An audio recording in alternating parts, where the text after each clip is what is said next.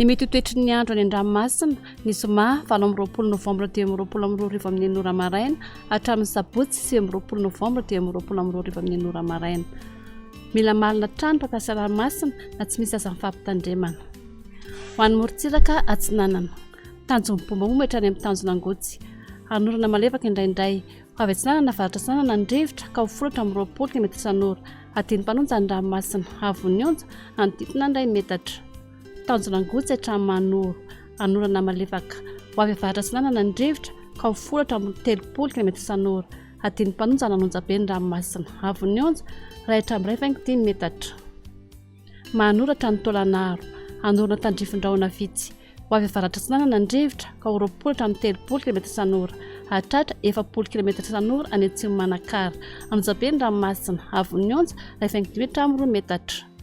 Tolanaro hatrany amin'ny tanjona vohimena andrahona mahalana ho avy atsimo sanana ny rivotra ka ho 30 hatramin'ny 40 km isan'ora anonja be na herin'ny ranomasina avony onja 2 hatramin'ny 5 metatra hatratra 3 metatra indraindray noho ny alondrano avy atsimo.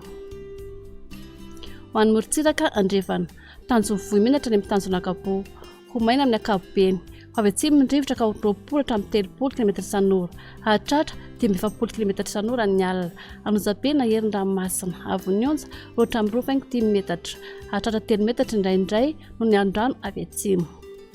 Tanjona kapotra any amin'ny tanjona vilanandro andrahona vitsy na hibalika ny masoandro ho avy atsimo ny rivotra ka ho 20 hatramin'ny 30 km isan'ora adiny mpanonja nanonja be ny ranomasina avony onja 8.7 hatramin'ny 5 metatra.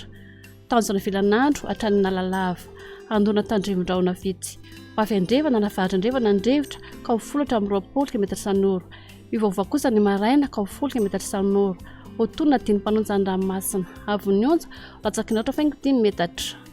Analalava hatrany amin'ny tanjona bombaomby andona tandrivindraona ho avy andrevana na varatra andrevana ny rivotra ka ho 10 hatramin'ny 20 km isan'ora ho tonona adiny mpanonja ny ranomasina avony onja latsakiny 5 metatra.